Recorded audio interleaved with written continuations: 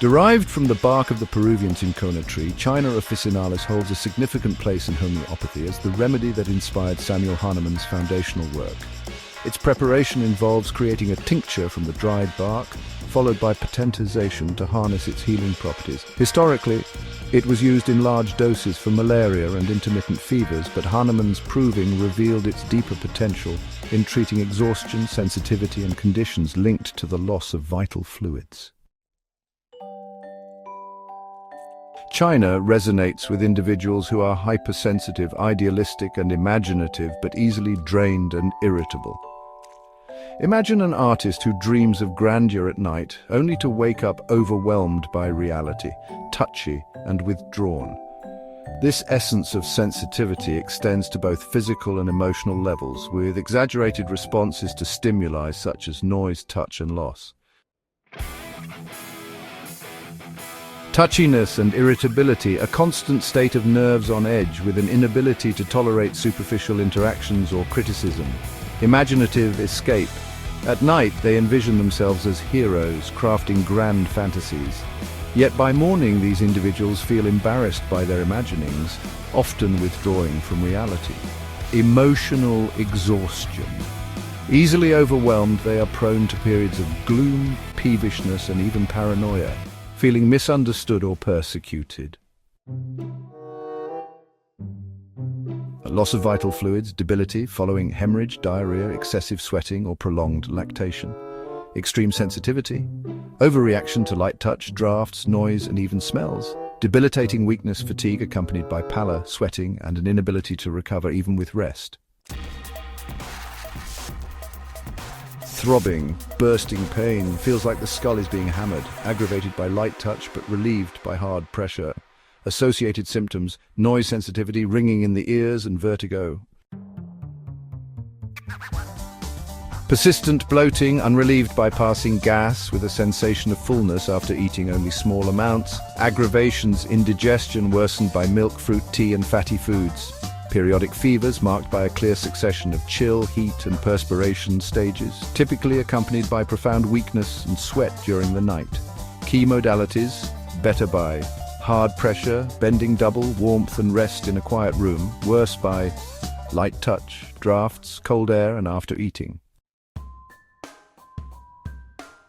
For women, postpartum exhaustion, relief for mothers drained by childbirth or breastfeeding, menstrual complaints, heavy dark clotted menses, bloating and irritability during cycles, emotional sensitivity, difficulty balancing hormonal shifts with heightened irritability and withdrawal. For children, digestive troubles, chronic diarrhea, often triggered by milk or fruit, leading to dehydration and fatigue, emotional irritability. Children may be cranky, touchy, and prone to vivid dreams that disrupt sleep. Peculiar symptoms and confirmatory signs, one hand cold, the other warm, a striking confirmatory sign of the China state. Pain better by hard pressure, headaches, neuralgia, or abdominal discomfort improve with firm pressure but worsen with light touch. Flatulence without relief, persistent abdominal bloating with rumbling noises and no alleviation from passing gas. Imagine a teacher who has just recovered from a prolonged flu. She feels exhausted and irritable, unable to tolerate even her family's chatter. Every meal leaves her bloated and she spends sleepless nights reimagining confrontations at work. In this state of depletion and hypersensitivity, China brings relief and renewal. When comparing China to other remedies, its unique profile stands out. For instance, Nux vomica also addresses irritability and oversensitivity, but it is more suitable for individuals who are highly driven and competitive, often suffering from overindulgence or stimulant abuse. On the other hand, Carbo vegetabilis shares similarities with China in cases of flatulence and exhaustion. However, individuals requiring Carbo vegetabilis often have a craving for fresh air and show signs of collapse-like states. Meanwhile, Natrum muriaticum also caters to emotionally sensitive individuals, but these people are more introverted and focus on grief or emotional suppression. Understanding these subtle differences ensures the accurate prescription of China in the appropriate clinical scenarios. China remains invaluable in today's context, post-viral recovery, such as chronic fatigue and weakness after illnesses like influenza or COVID-19. Stress-related disorders including emotional and physical exhaustion from overwork or caregiving, and digestive dysfunctions like persistent bloating and flatulence resistant to dietary changes.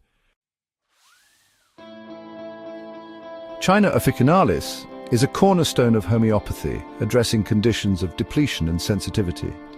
Its broad application includes post-illness recovery, digestive ailments, and emotional irritability. By restoring balance and vitality, it empowers individuals to regain control over their lives, offering both physical and emotional renewal.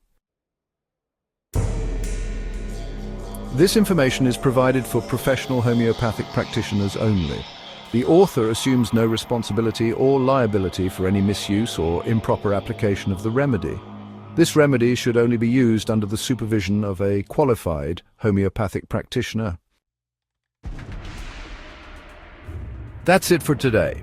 Are you familiar with holistic treatments? Have you ever considered trying homeopathy? Share your thoughts in the comments. I'd love to hear from you. If you're curious about more remedies or want me to cover a specific one, let me know in the comments below. I'm always happy to explore new topics with you.